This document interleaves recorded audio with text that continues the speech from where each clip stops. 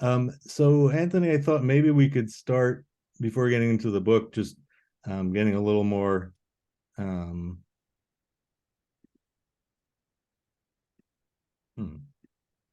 Did anyone lose me? Still got me? Yeah, we can hear you. Okay, another board member signed into the same account, so I just thought I got kicked off. So I thought we could start a little about you and sort of your journey to UX. Um, I don't know. I haven't met everyone who's on the call, but often we have career switchers, Mm. people starting out, students. So if that applies to any of you, hopefully this will be interesting to you. But I did take some notes from the introduction and the your bio, um, and so it looks like you started in economics. I did, yeah. So I graduated with a master's in financial economics and then some like bachelor's in math and economics. So like a lot of the quantitative, analysis that would go through understanding like behavior from like a market perspective. So I took that to a law firm and I worked on antitrust law. So I spent a lot of my time trying to figure out, for lack of a better phrasing, how to sue people, specifically like corporations in antitrust capacity. So looking for like anti-competitive behavior by doing research and diving deep into markets and like writing these long reports for lawyers to make decisions. Yeah, I think your words maybe were you got bored out of your mind suing people. A little bit. Yeah, it wasn't for me. It wasn't like what I wanted to do. I was always enamored with design. Um I wanted to do like game design, but I didn't really want to code. So I was like, what can I do that like looks at behavior, like, but is still a marketable skill? So like I kind of landed around economics. Mhm. Interesting. Yeah, there's a lot of mention of games, and I think that's a pretty important part of your story. Um, I mean, other than maybe the obvious of probably growing up being enamored of games and having all these games behind you, I think you also started a gaming company with I your wife. did. Yeah. Yeah. So after the stuff at the law firm and trying to like pursue that as a career, I did a 180 and I made my own game company. So I decided to make board games. Again, didn't want to code. That wasn't like, I still don't really like it, quite frankly. Like it's not for me. So I thought like, what can I do without being able to like program something I could make physical experiences? So I made board games with my then girlfriend, now wife, and we would work together as like a creative duo, coming up with the ideas, testing them, doing a lot of user research and like testing our games, and then crowdfunding them through Kickstarter and publishing them with various partners. The most notable one being Mattel, publishing one of our games. So would that be your first sort of foray into user experience through this testing of these games? Exactly. Yeah. Like keeping the customer or the user like very much in mind when you're like trying to create an experience for them. Game design to me has felt very similar to UX design. It's like a little bit different in like the approach, in that for user experience design, you're trying to like remove problems. And for game design, you're actually trying to like add problems, but just like in an interesting way, to not produce too much frustration, but you're definitely like upsetting like what would be a frictionless process. Hmm. Let's see here. It looks like you worked in a few industries, some interesting stuff, education, entertainment, um, and that sort of maybe sealed the deal that you were going to be destined for UX. I think so. Yeah. I really got my exposure to like digital UX at Nickelodeon, which was, if people are familiar with like Blue's Clues and the types of shows where like the TV talks at you and asks you a question, and then you like talk back at it, and then it assumes you said the right answer, and you just continue that process. So we were making a Blue Sky product that was like a 0 to 1 experience on your phone, taking Blue's Clues and other types of those shows and putting them on your phone for children to interact with the story. So like you could actually like check for wrong answers. You could like introduce different narratives and like different winding paths through pieces of content rather than that just that like linear show. And that's when we had some real exposure for me to UX. We tested a lot with users. We had to think about this new digital experience.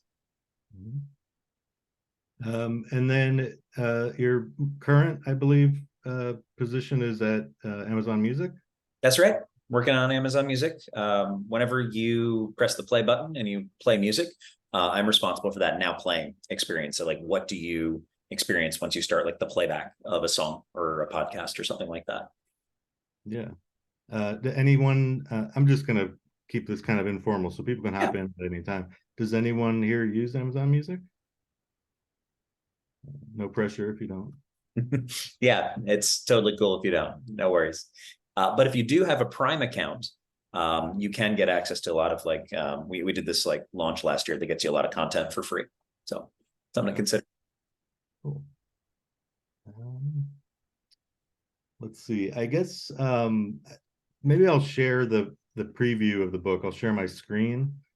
We did include in the chat a link to download a preview, and then I'll include another link to the Amazon page because Anthony mentioned that you can get chapter 1 there, and the preview basically includes chapter 2. So that's 2 of the 8 chapters. So that's, great little offering. I doubt anyone has, I posted it in our Slack, but I doubt anyone has had a chance to really dig into it yet. So we'll be speaking about the book, and I would encourage people to ask questions about your career or the book.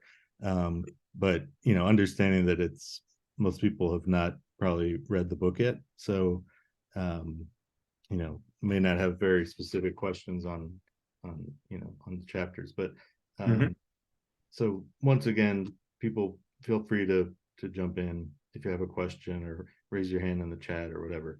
I'm gonna share now.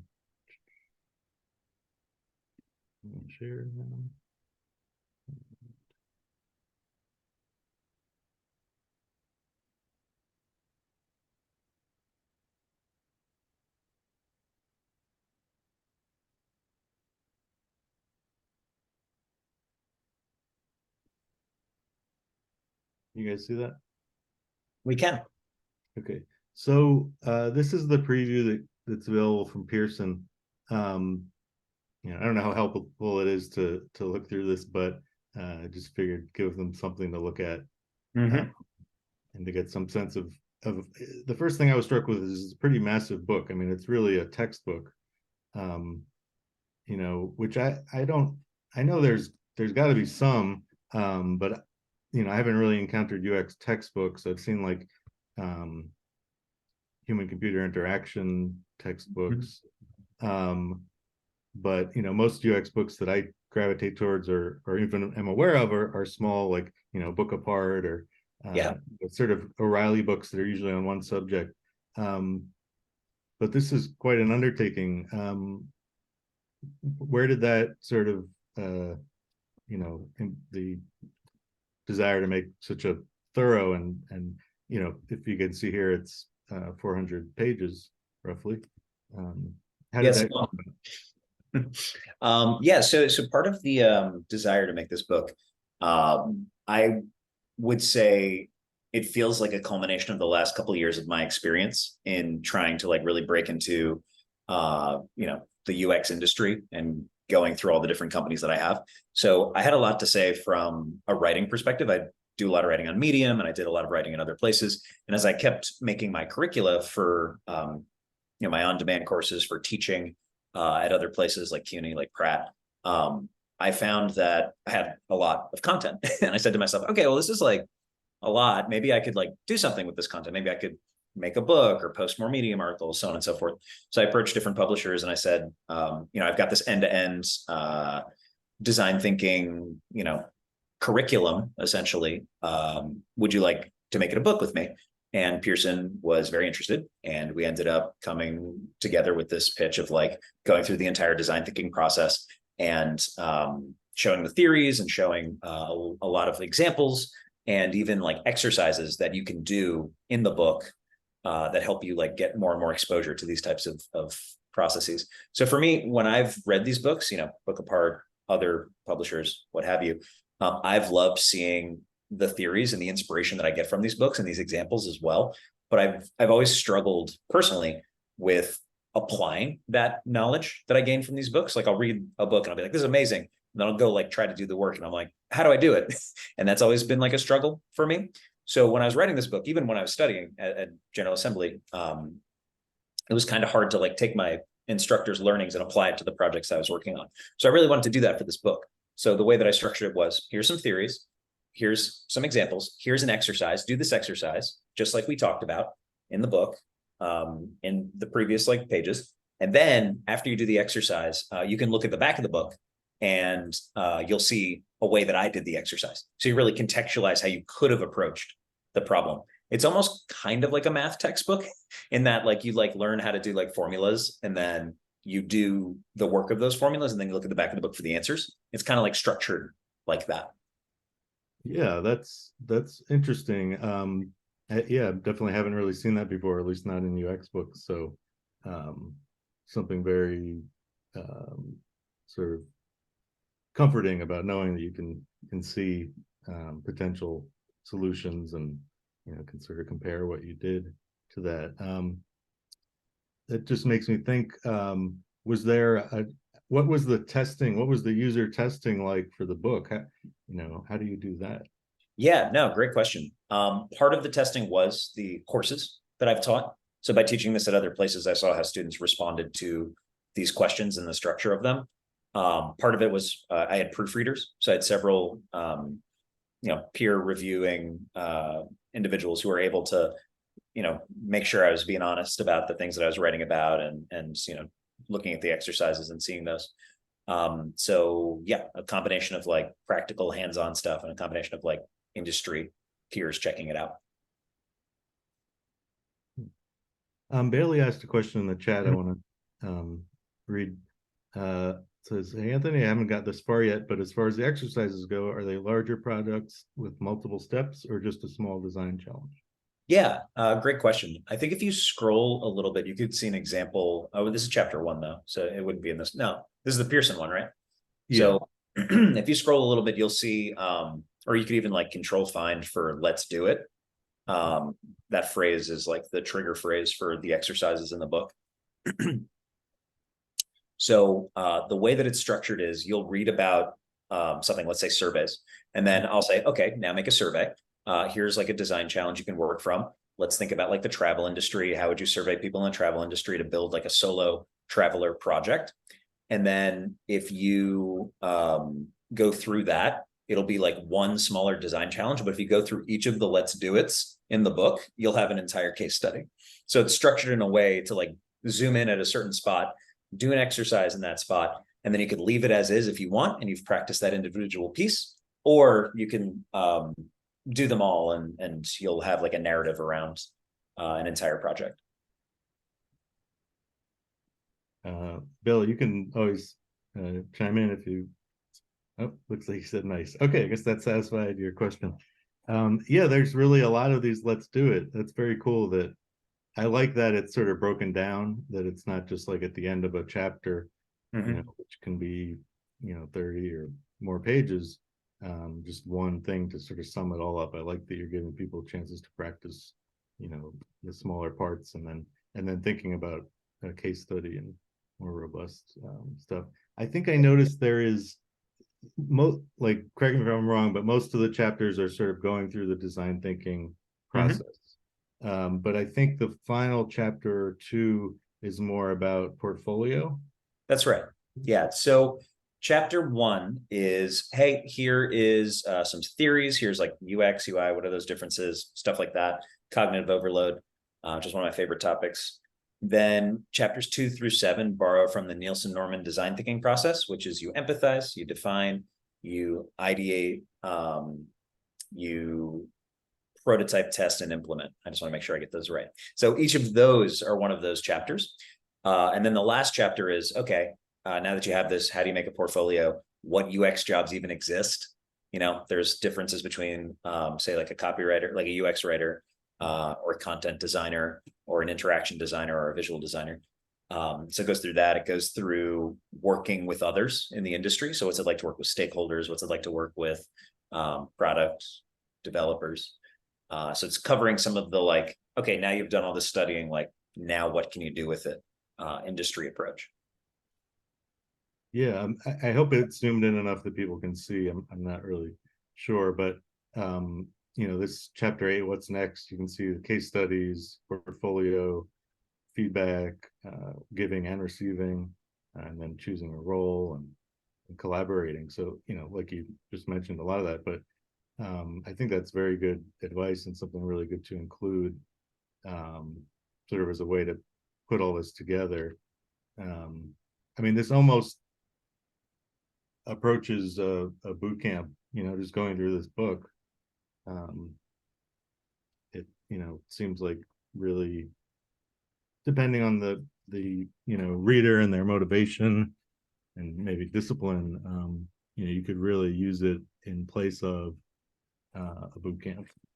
Yeah, I think you could call it like a boot camp in a box, so to speak. Like it's like a way for you to get like exposure to a boot camp. It's almost, you could even use it as like a pre-boot camp, I think, of like, oh, do I even like doing this? Do I want to spend $15,000 on like a boot camp? Let me go through just this like little project, see if I even like it. Oh, I do like this a lot. Let me go get a certification, meet people who are also really interested in this. Yeah, book camp, exactly, Paul. Yeah, I'm curious in your. Oh, Dan had a question. I guess you can see it, Anthony. Mhm. Yeah. So Dan, you're asking about the roles. So how do you explain different roles in the career progression? So I don't go too deep into the individual progression of any of those roles, since they're all, their own little nuanced thing within that. But as far as talking about what the roles do, I've found that you start as like a generalist. If we think of like T-shaped design, for example, the concept that like you have like a lot of broad skills and then like one thing that you're really good at, I find that a lot of people might start as like UX designer or product designer, as like when they get into the industry where they're doing a little bit of everything. And then by doing a little bit of everything, you find the thing that you really like and you double down on that. And sometimes for some people, this is what they really like. They like doing a little bit of everything. That's actually what I really like to do as a designer, but others love doing like certain parts. And I think the other roles that I talk about there, stuff like a motion designer or a visual designer or a researcher can play into that. Or you could enter the industry as like this one thing and then work on your T after that, where you start as a researcher. Yeah, I'm curious. Maybe this is just for my own, maybe this is a selfish question or self-serving, but I'm a UX team of one currently due to layoffs. We were not a very large team even before the layoffs. So I'm kind of, by definition, have to do a bit of everything, research, visual design, strategy, which I enjoy. I enjoy doing all of it. I would assume it's working for somewhere like Amazon. There are different roles, and you're not, the only person doing it. Right. But have you worked in roles like that? And any advice to people who maybe are starting out in a smaller department like that? Yeah, no, I've definitely worked in smaller departments and teams, and even at Amazon, while we do have the support of the designers around us, there are still sectors that we own. So like me owning the Now Playing experience, that's like my primary thing. And that is like what I'm focused on. And I do the research for that. I do the visual design for that. I do a lot of the end-to-end design for that. For a smaller team, I think you'll have to be very judicious and strategic about what you're working on and where you spend your time. You might not be able to research everything to the extent that you want to, for example. You might have to do everything, but maybe instead of doing it at 100%, you have to do it at a little bit less level of thoroughness that you would necessarily like. Are your design files perfect? Maybe not. Do they get it done? Hopefully. Yeah, there's a good book called Just Enough Research, and I think it kind of addresses that. You just need to do enough, and it's not always like a checklist of all these. You don't have to use all these different techniques. You use what's available to you. Exactly. Like maybe you don't need to talk to 100 users, like Amazon talks to a lot of users for its research. Maybe just 6 is enough for you to get that usability testing feedback that your solution works, rather than trying to like really test with a lot of people there. Yeah. I don't know if anyone else has questions about working at Amazon, but as someone who hasn't, especially Amazon Music, someone who thinks about music a lot and uses a competitor's product quite a bit. Is there? How do you like, I don't know if you, well, you mentioned for Now Playing you do the research. So how to, I don't know, what's that like researching music listening? It seems like Yeah, such a personal sort of whimsy kind of thing. it is. Yeah. So sometimes you'll be researching and the content might not really match who you're testing with, and it's harder for them to feel attached to like what you're testing. So we did some testing around like a thing that we're working on. I'm gonna be a little vague here, but essentially we were testing that thing, and one of the people we were testing with had maybe like a lower satisfaction score with the experience because they didn't resonate with that experience because it was so personal. It was a very like personal music experience, and because they didn't necessarily like that artist or like that content, not that it was bad content, it's just not what they prefer. Um, it was harder for them to like feel as immersed in that experience. So it can be tough sometimes when you're trying to think of like, what content can I show here to my customer to test with it that allows them to feel like they're in the experience. Yeah. Anyone else had any questions about what it's like working for such a big place? It's a very big one. Curiosity, how many designers do you guys have on the Amazon Music team just in general? Yeah. For product design, it's around 30. Now we have a lot of other, like we have brand design, we have motion design, we have UX research, so we have like a lot of different teams, but we have like 30 designers working on the features. And so how you said you do like the now playing feature, does each designer kind of just take on a feature as their own, or do you guys all, I guess, work on the project as a whole together? Yeah, it's like a little bit of both. So sometimes like I might be on like one experience and then other people might come to that experience like, hey, we want to bring this feature to the now playing screen. How do we do that? So it's like a partnership team up that happens. We also have horizontal designers. So we have designers who operate throughout the product. So maybe you have to think about someone's first time coming to Amazon Music. There's like a designer who thinks about that journey of what it is for you to join, and those will touch multiple different of those verticals. So that person will cut a little bit more horizontally. Someone like a design system, for example, would cut a lot more horizontally because they're thinking about how a button looks across not just the now playing screen, but login, playlists, podcasts, wherever you may be. So there's like some that go this way and some that go this way. Anyone else? Yeah, I'll jump in. I'm curious how you do like competitive research for the product that you're on in particular, because there's so many other services that exist out there. Like how are you kind of like, are you reverse engineering some of their work? Are you doing like user research with their products to like better understand them? Like how do you kind of like, what kind of creative tricks do you have for like bringing that into your work? Totally. So I'm pretty sure our research team is looking at other places, so I can't speak for like the team broadly, but for me specifically, I listen to other streaming services, like I definitely use Spotify, for example. And I see how they do certain features and the way that they operate. The same with Apple Music and other ones, and I get inspiration from that and bring it in. So when we work, when I've in the past worked on features, I'll look at a lot of the other competitors for those features and see how they do it. Not necessarily copying them, but like just getting inspiration from them and seeing how they solve a particular problem. So one of the features that we've released is called Artist Stories. So it's like a stories-based product in Amazon Music. You can like hear from these stories that artists have about their music. And within that, I have checked other services after designing it just to see like, does this like compare to that? Like, how do they solve this certain problem? Things like that.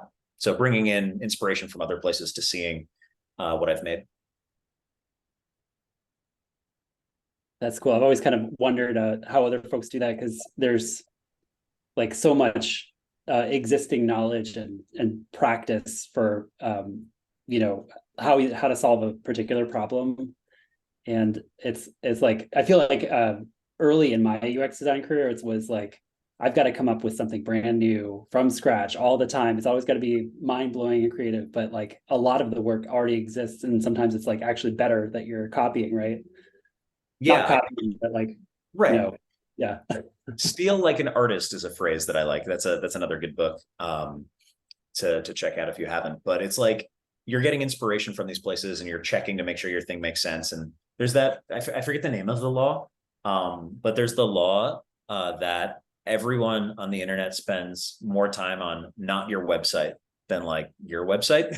So like if everyone else has a certain pattern or paradigm, especially when it comes to navigation, maybe you should think about that that paradigm. You don't have to like reinvent the wheel, right?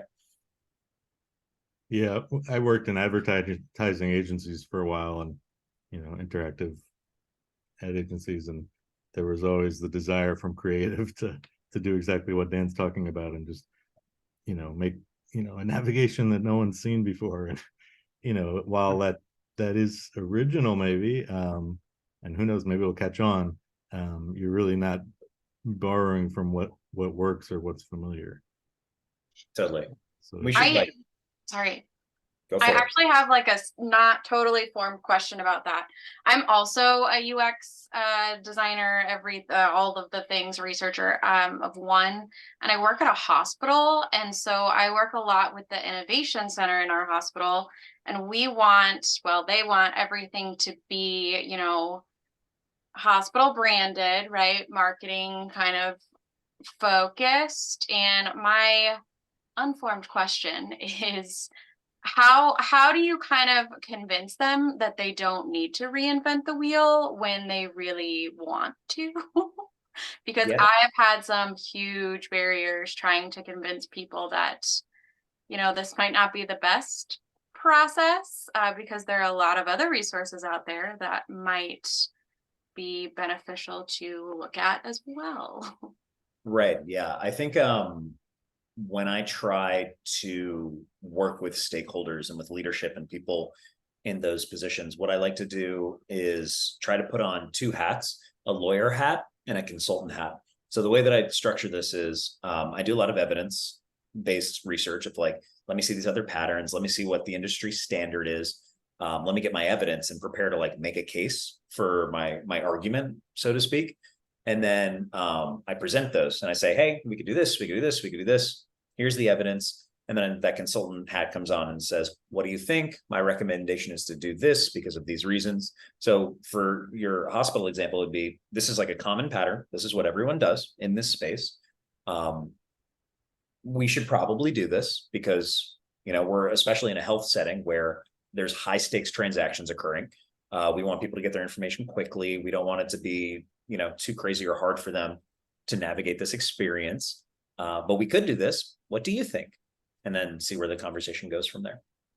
Well, that's good, because that's what I've been doing. It's just every time the what do you think turns into we're not going to listen to all your research. We'll just do what we're going to do. So yeah, that sounds like a tough situation. I've been there too, right? Where you're trying to, advocate for what you believe in and it's good. If you can do research of like A/B testing, of like user testing, of like taking their design, taking your design, and then being like, okay, we tested this, 6 people found this one a lot easier, so maybe we should do this. It's hard to argue with user data. but somehow people do. Yeah. It sounds like you're in a tough spot. I do enjoy what I do. It's just sometimes, I'm not so good at being the lawyer.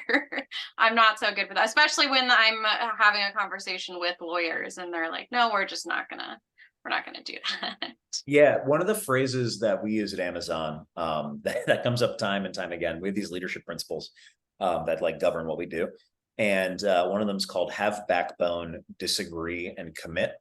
So I find that that happens often when trying to advocate for designs. Like I'll say my piece and I'll be like, okay, this is what I'm advocating for. This is what we should do, but I will disagree and commit to this approach, and we can see what happens. Yeah, I like that. I'm good at disagreeing with people, that's at least. And advocating for what I believe, even if it might not get followed through. And sometimes you need the other piece of that, which is the have backbone, where it's like, okay, this is like something I have to like, really try to advocate for, especially when it's the user. Yeah, I will say that I've been there for, it'll be 5 years next month or next week. And I think over time, I've kind of been able to really successfully convince them that yes, your user is the one that's telling you this. They're the ones that are that we're designing this for. So we need to make some improvements because otherwise they won't use it. Right. Thanks. Yeah, thanks, Aaron. If no one else has any questions that they're waiting to ask, maybe we can dig into the chapter that's in the preview a little, just to give people hopefully a better sense of some of the content of the book, as well as the the look and organization of the book. I have a quick question. Can I add to it? Of course. Do you deal with accessibility, and is it in your book? Accessibility is not something I cover in the book. There's a lot of things that I wanted to put in the book. I actually have like a lot more writing than what's here. But Pearson set a limit to the size of it, and we had to actually trim a little bit. Okay. Yeah, I would definitely encourage people to look at the book. I mean, it's very reasonably priced considering how thick it is. You're just paying, I don't know, a few cents a page or something. I'm not so good with the quick math, but yeah, definitely look at the book, and I think it would be a great reference thing. I'm glad to have a copy because some of these things, the full UX process that sometimes you design thinking process that sometimes you skip around in, and sometimes due to a deadline, at least for me, you don't get to really do all the steps, but it's really useful to have this as a reference, I think, even if you're already familiar with the process. So that being said, Anthony, is there any part of this chapter you would want to focus on? I think there's nothing specific. I mean, we could take a look at maybe the user interviews, like the preparing for it. That could be pretty helpful to take a look at. So part of what I really like about this chapter is I go through like a script of how you can like prepare for one, talking about some of the principles when approaching user interviews. Things like, not trying to have leading questions, how you can like get prepared to have that conversation, how I like to start my interview scripts. And I like systematically build on the principles and questions to end up with like a script that in theory you could use if you wanted for this particular project or for other projects. Yeah, I'm curious. I'm jumping ahead to the let's do it for preparing. So it looks like you make an interview script there. That's right. Yeah. So after reading about it and seeing how like I systematically constructed it, I reintroduce the concept of the prompt, which is, hey, there's like this travel service that or travel product that we're trying to create, and we want to talk to solo travelers to try to enhance their journey. Oh no, that's later. This is yeah, no, it is about the solo traveler. Good, great. I confused myself for a second because you have to go back and like do testing later. So yeah, we talk about the questions that you could think about for solo travelers. So like what sort of questions you might want to ask them. And then in the back of the book, you can see the questions that I came up with. Yeah, we can't see that, I don't think, in the preview, right? Yeah, not in the preview. But okay. So yeah, I'm curious now, like especially not being able to see it in those. So for the examples there of the script, do you have a few examples? Do you show like sort of a wrong way to do it, or ones that are flawed? How does that work? Yeah, I don't recall writing flawed questions of like, don't do this. I think I covered that maybe a little bit in the chapter here. But I can just get the book off my shelf. Just give me 1 second. And I can just like tell you the actual ones that are there. All right. There we go. Let's see. For this chapter, I would hate to misquote my own book. So that would just be kind of crazy. Yeah, so some of the questions that I use like icebreaker questions. To just like kind of like prime the user and get them ready to think about the experience. So like one of the first questions is like, hey, how often do you travel? You know, there was a screener survey that happened beforehand. So ideally I know this question already, but it's just like to get the conversation flowing and promote dialogue and get them starting to think about travel. It's like, how often do you travel? How often do you travel alone? Just very simple, easy questions. Then I try to get them to recall experiences rather than project experiences, because projecting experiences is like kind of not as accurate as like what actually happened. So when you ask someone like, hey, like, what would you do? That's like their idealistic selves trying to like think about that. But when you ask about behavior and past performance, you get something like a little bit more accurate, I've found. So if I asked you like, how many times do you like to go to the gym a week? And you're like, hey, I like going 3 times. How many times did you go last week? I went 1 time. You know, like you just get different data from there. So it is good to know that aspirational stuff, but you know. Sounds very familiar. Yeah. Yeah. Regarding the gym. How many times I went to the gym this week? Or this year. Anyone on the call struggle with doing user interviews or research? I know I do in ways in my role. At one point, it was very hard to even get time with real users.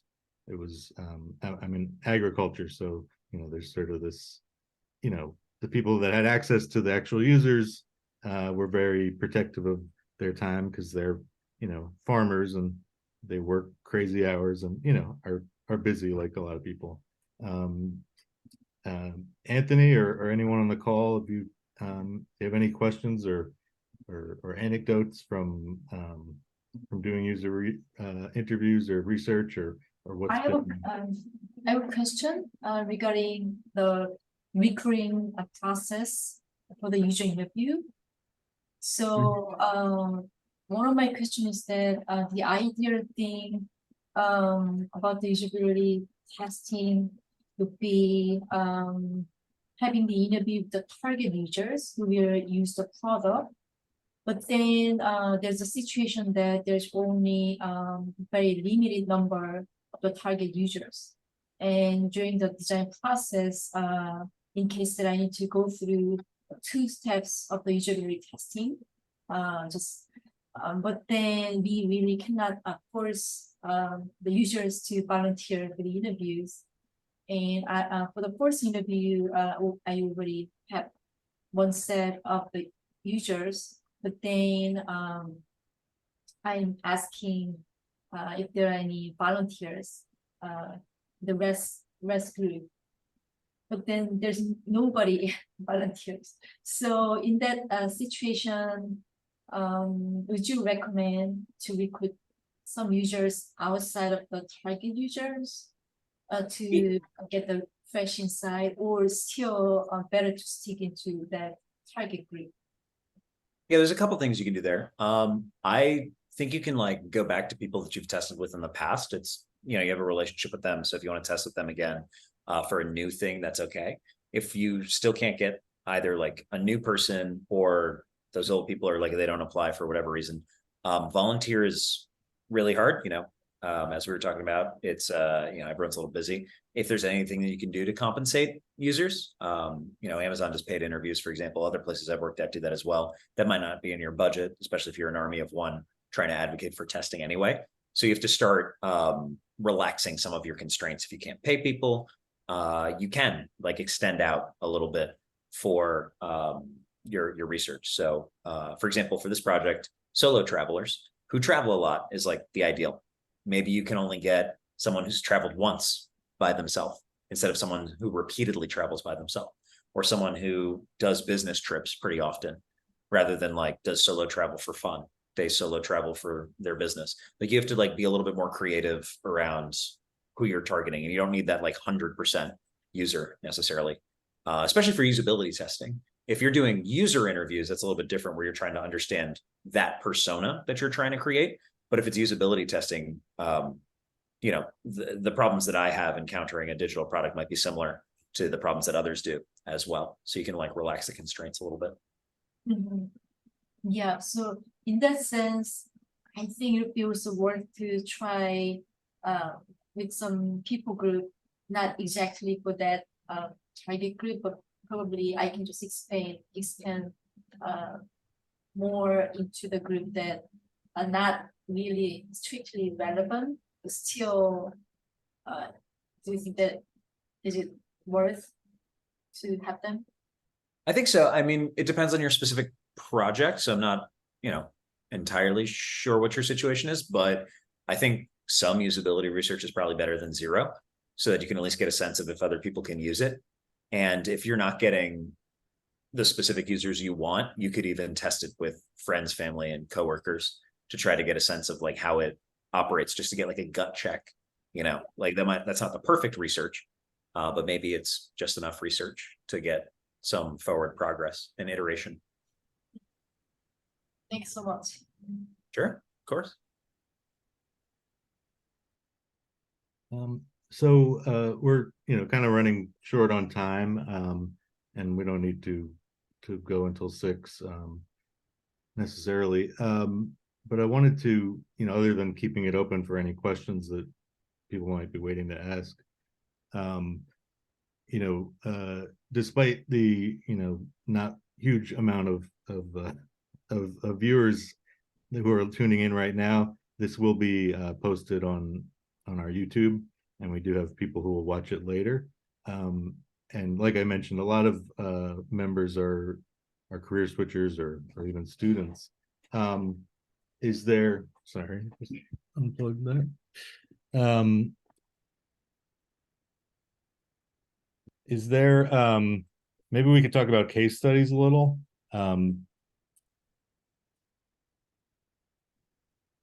Sorry, stop sharing. Am I sharing? You're not. It's all good. Okay. All right. I unplugged my my second monitor. Anyway, so for case studies, any of us that have been to boot camps, there's a lot of emphasis on case studies and Medium articles. But I'm sure for anyone who's trying to consume UX content, it's pretty overwhelming at times. And even case studies, I find often they're they're certainly thorough, but they're just so, as the user experience of when I've had to hire, looking through case studies, Yeah. it's just who has time. Any thoughts or advice that you give to students on that? I do. One of the things you can consider is trying to structure your case study like a highway. So when you're going down a highway, recruiters and everyone else looking at your case study are going to drive 60 miles per hour through it, looking for the things that they want, that interest them. So maybe that's like the job rec, qualifications, and making sure you can do wireframes or like have a lot of research experience or what have you. So if you know that someone's going to like just go through it as fast as possible, trying to create as many signposts as you can that allows them to veer off to the content they want to, or hit the brakes and enjoy the view. So there's like certain techniques you can use, like using a lot of images, for example, is very helpful. Even if you have like a very long case study, I write pretty long case studies. You can use your headers to tell the story of it. So instead of saying something like wireframes, you say like designing the ideal travel experience. You can use these headers as you go through your case study to tell the story of your case study without someone actually like reading your case study, because they're going to wayfind on each of these headers, for example. So that's like a really good way to structure your case study so that someone reads it without actually reading it. So yeah. Yeah, that's sound advice. Dan, it looks like you had your hand up. I don't know how long No, yeah. And sorry, my camera's not on. I'm just not in a suitable environment for visual presentation. But I think just bouncing off what Sean's question was about, or what he had said earlier about like boot camp. And I'm from a boot camp. I had a career before this, and I know a lot of folks on this call probably also have followed like a indirect path to UX. I'm curious, like what were the biggest surprises going from, what you were before to actually being in a UX role? I found it like really refreshing to see your book, because it reminded me all of like boot camp and like having a process or having like an idea of like the way UX could be practiced, and it hasn't been exactly like that in the real world. So just curious where you've like how you've experienced that. Yeah, I think there are two big surprises for me, and you're hitting on one of the first one. In my education, there was such a focus on the linearity and necessity of sticking to all the steps of this process. Like it's like, okay, you have to do affinity mapping, and then after you do affinity mapping, you have your persona, and you have to design for your persona, and so on and so on and so forth. As I've gotten into the industry, it is good to have a process, and it is good to have all the tools and techniques in here, but it is not the linearity that I expected that was set up in a learning environment. That makes a lot of sense, right? Like we're trying to learn in a controlled environment, and we're trying to get all these individual steps like from an academic perspective. But the way that I've contextualized it for myself is that we're kind of like construction workers or handymen or carpenters, and that we've learned all these tools.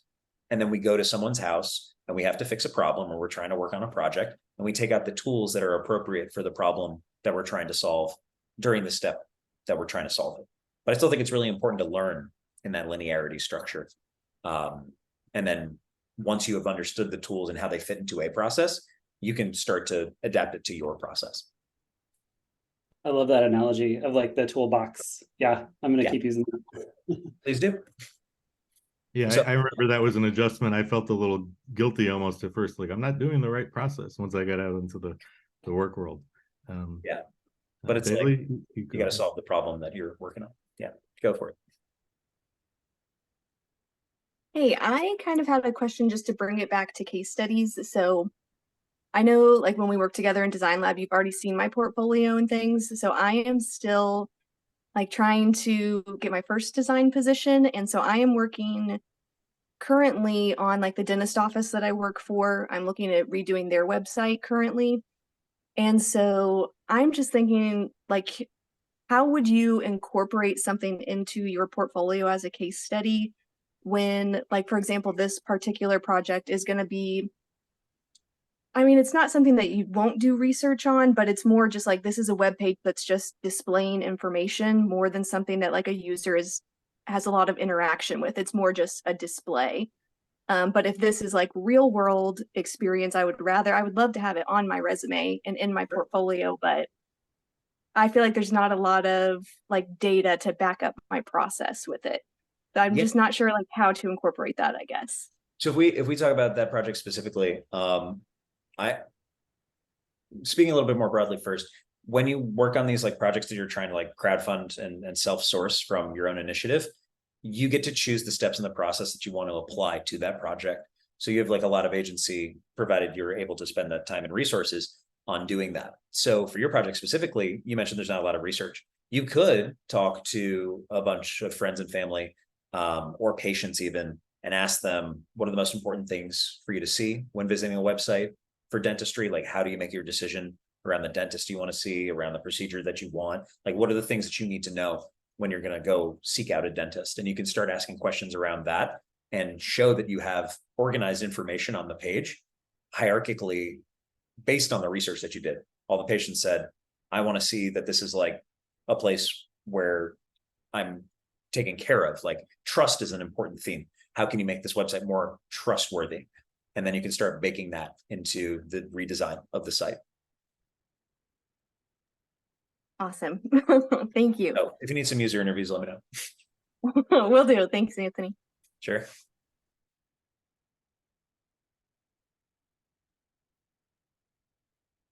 I have a question. It kind of goes back for what you were talking about before, but for pain point surveys, I noticed that if you keep them like not really specific, that you get more responses rather than it is more detailed. It's just something I noticed. Yeah, can you give me an example?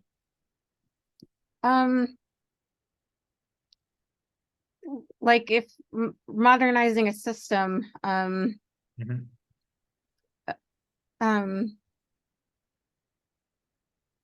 sorry. It's all good. what features need to be added or changed. Like questions like that. I get more answers than saying that what part of the system that you, let's say you complete all these licenses tests, and what do you think should be changed in the system? So it's just like the kind of wording you use. I see. Yeah, no, the wording is like really, really crucial for questions to try to like remove bias from them or probe in a certain way.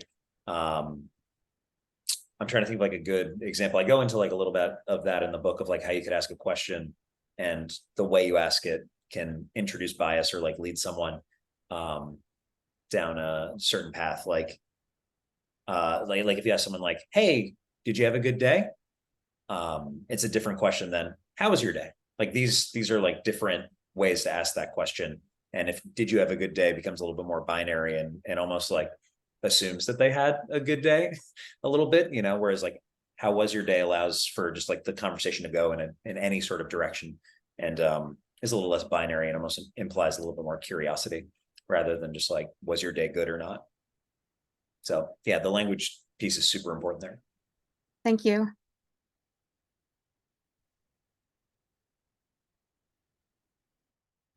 Anyone else?